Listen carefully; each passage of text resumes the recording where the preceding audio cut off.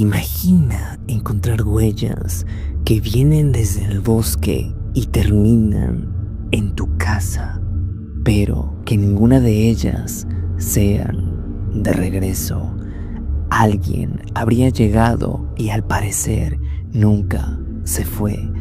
Eso fue exactamente lo que le ocurrió a una familia en una granja en Alemania pocos días antes de que algo terrible les sucediera. Por las noches se escuchaban pasos en el ático como si alguien caminara sobre sus cabezas. Cuando el dueño de la granja subía a revisar, no encontraba absolutamente a nadie. Días más tarde, toda la familia sería encontrada sin vida. Pero lo más inquietante del caso no fue solo el crimen, fue descubrir que alguien siguió viviendo en la casa durante varios días después de la masacre. Encendía la chimenea, comía en la cocina y alimentaba a los animales, todo mientras 6 cadáveres permanecían dentro de la casa. Esta es la historia del misterio de Hinterkaifeck, uno de los casos criminales más perturbadores de toda Europa. La granja estaba ubicada en Baviera, a unos 70 kilómetros al norte de Múnich, rodeada por campos y bosques. Allí vivía la familia Gruber. El patriarca era Andreas Gruber, de 63 años.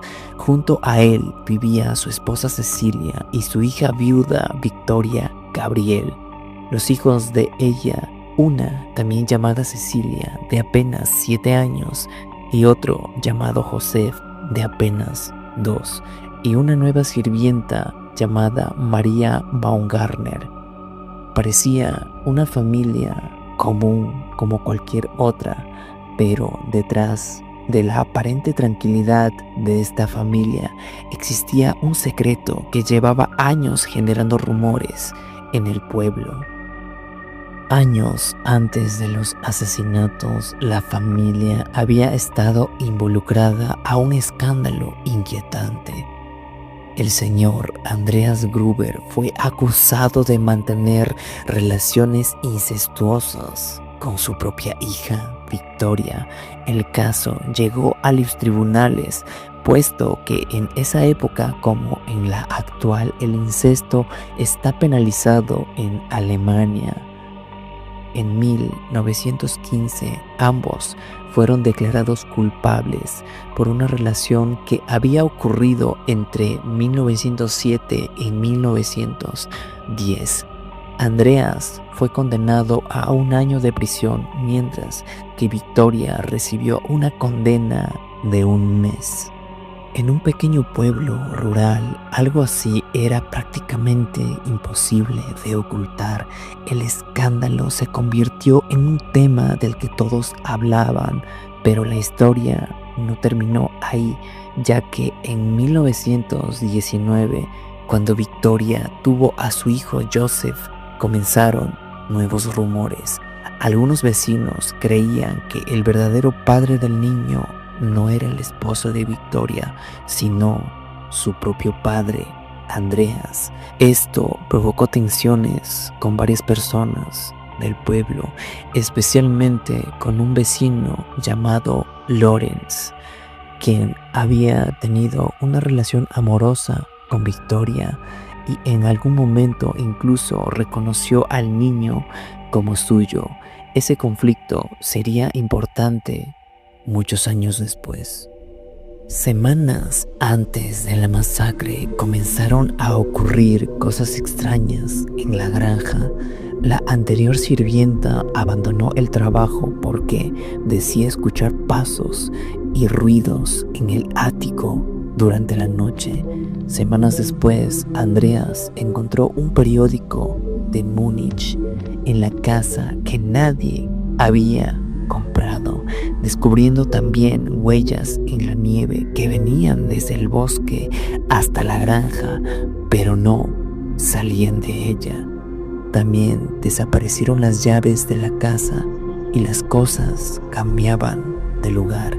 Andreas comentó estas cosas a algunos vecinos, pero nunca avisó a la policía. El ataque ocurrió la noche del 31 de marzo de 1922. El arma utilizada fue un pico de granja, una herramienta agrícola parecida a una azada. Lo que los investigadores creen es que el asesino fue atrayendo a las víctimas una por una hacia el granero. Primero entró Andreas. Allí fue atacado brutalmente. Los golpes fueron tan fuertes que su rostro quedó completamente cubierto de sangre y con fracturas graves en el cráneo. Después entró su esposa Cecilia. También fue golpeada repetidamente en la cabeza, destrozándole el cráneo con los golpes. Luego fue Victoria, cuyo cráneo fue prácticamente partido. Y finalmente la pequeña Casilia. Su mandíbula fue fracturada y presentaba múltiples heridas en el rostro y en el cuello. Los 4 cuerpos fueron encontrados apilados en el suelo del granero y cubiertos parcialmente con heno. Después de eso, el asesino entró a la casa. Allí atacó a la nueva sirvienta, María, mientras ésta dormía en su habitación, y finalmente le quitó la vida al pequeño Joseph en su cuna. Todas las víctimas atacadas con la misma arma y con la misma modalidad.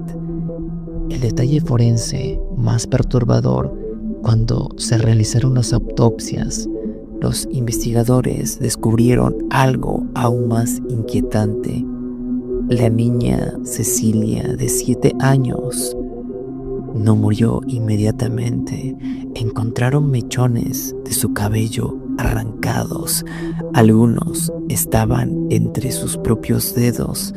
Los médicos concluyeron que la niña sobrevivió durante varios minutos u horas después del ataque, gravemente herida, atrapada bajo los cuerpos en el granero, arrancándose mechones de cabello por el dolor y el shock.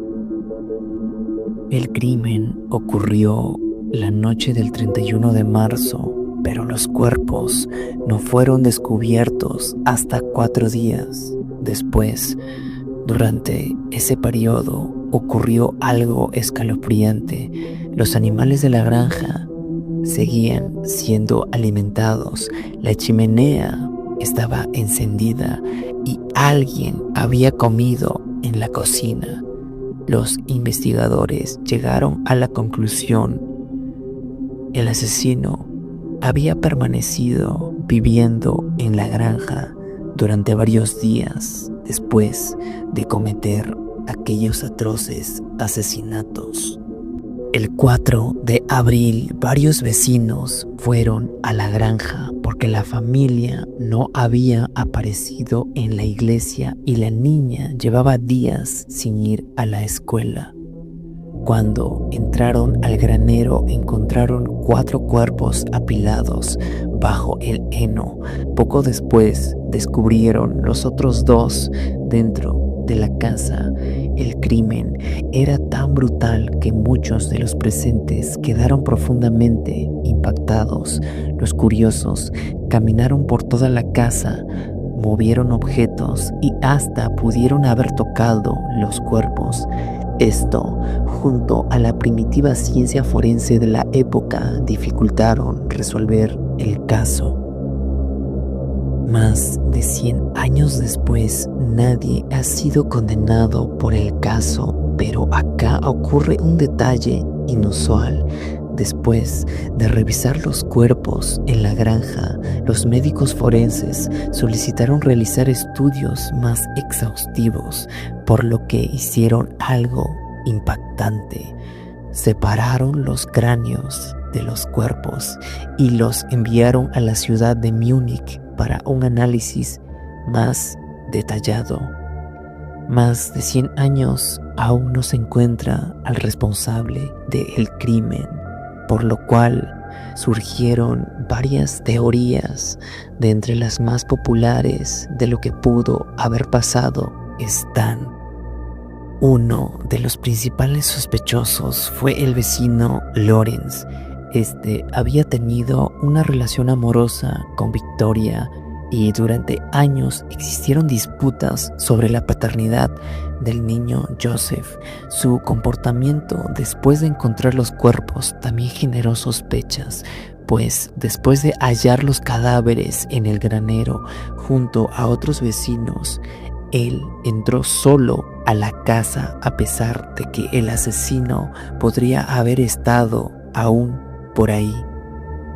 Otra teoría inquietante sugiere que el asesino podría haber estado viviendo en el ático de la granja antes del crimen. Esto explicaría los pasos en el techo, las huellas que no regresaban y el periódico desconocido, además de las llaves desaparecidas. Según esta teoría, alguien pudo haber estado observando a la familia durante días o incluso semanas. Asimismo, otros dicen que el asesino podría haber sido Carl Gabriel, el esposo fallecido de Victoria.